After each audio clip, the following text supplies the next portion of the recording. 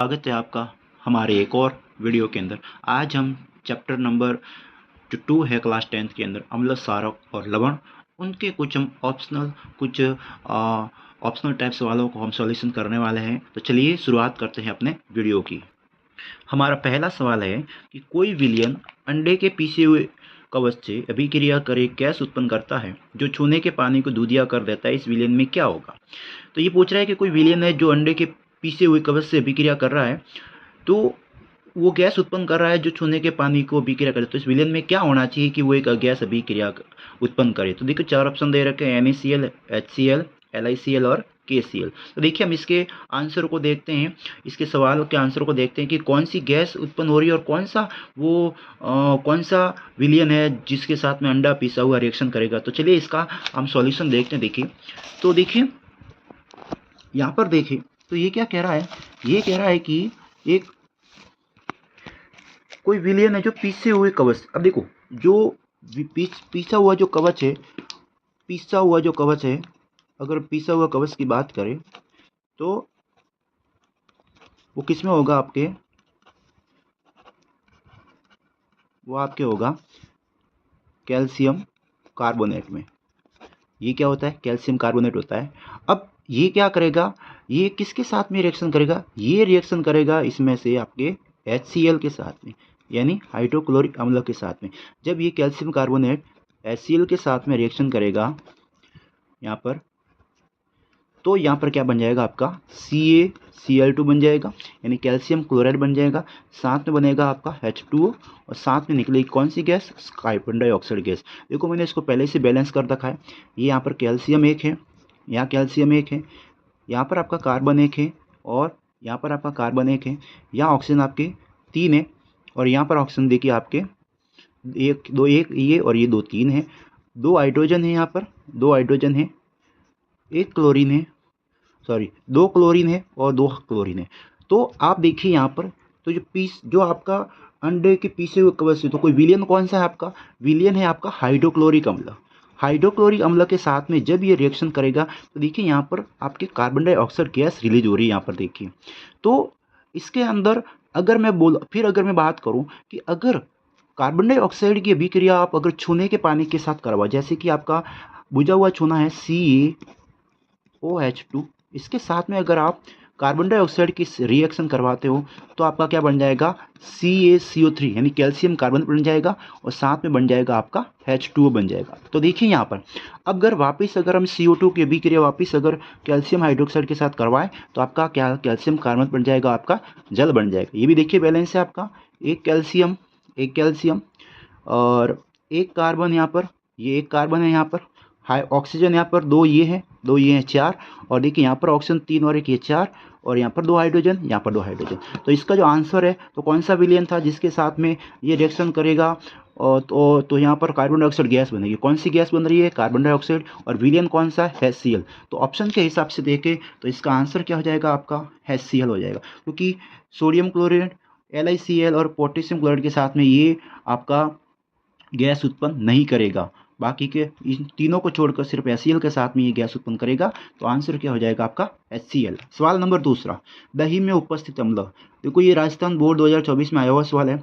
Oxalic अम्ल नहीं होता है। टार्टरिक अम्ल आपके इमली के अंदर पाया जाता है। मैथोनिक, जिसको हम फॉर्मिक अम्ल कहते हैं, ये आपके चींटी के डंक में होता है। पीछे बच रहा है आपका लैक्टिक अम्ल। तो इसका आंसर क्या हो जाएगा? आपका लैक्टिक अम्ल हो जाए। देखो ऑक्जेलिक अम्ल की बात करें तो आपको बेसिकली आपके टमाटर में वगैरह देखने को मिलता है ऑक्जेलिक अम्ल।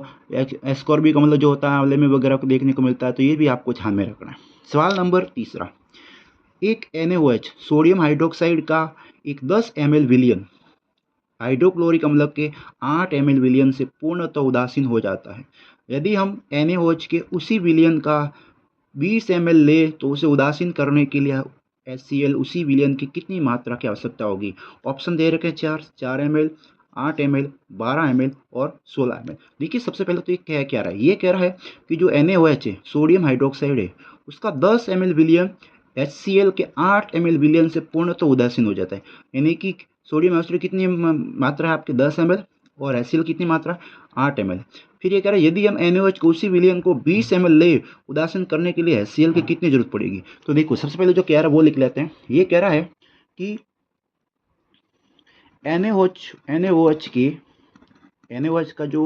NaOH का जो आपके जो 10 ml विलयन है, NaOH का जो 10 ml विलयन है उसके लिए जरूरत पड़ेगी HCl की कितनी मात्रा, HCl की मात्रा कितनी जरूरत पड़ेगी आपके 8 ml।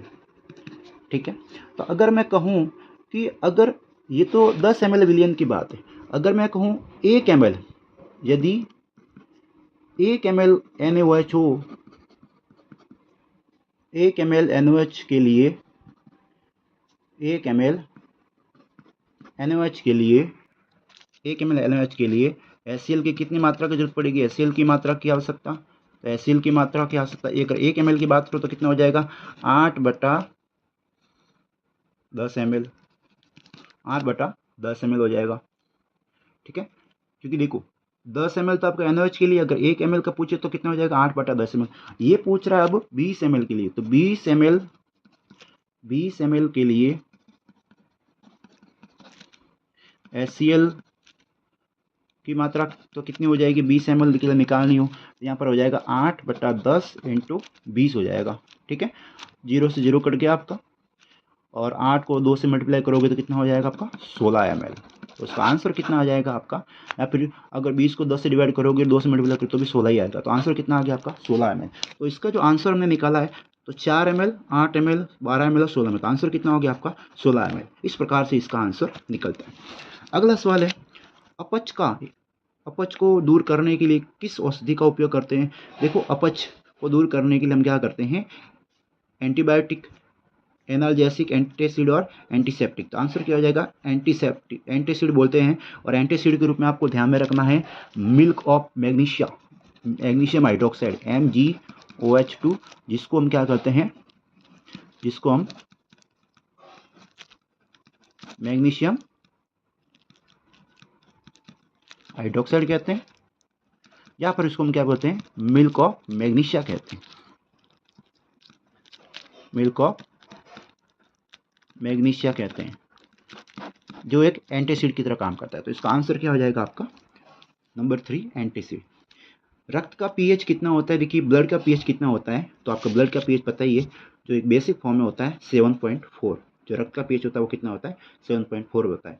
मैं आपको कुछ रक्त के पीएच अगर बताऊं तो देखिए आपका जो एसिड रेन होती है उस एसिड रेन का रक्त का पीएच कितना होता है 5.6 से थोड़ा कम होता है। आपके शरीर का पीएच की बात करो तो वो लगभग 7 से 7.8 के बीच में आपका रक्त शरीर काम करता है, इस पीएच परास के बीच में काम करता है। इसके अलावा आपके मुंह की बात करो तो मुंह का पीएच 5.5 के आसपास होता है। इसके अलावा अगर बात करें शुद्ध जल का तो 7 पीएच होता है। इसके अलावा अगर बात करें आपके ये ब्लड का बता दिया मैंने आपको 7.4 होता है। नींबू का रस की बात करें, जठर रस की बात करें तो 1.2, इसका उसका 2.2 होता है। तो इस प्रकार से आपको पीएच वैल्यूज आपको ध्यान में रखनी है।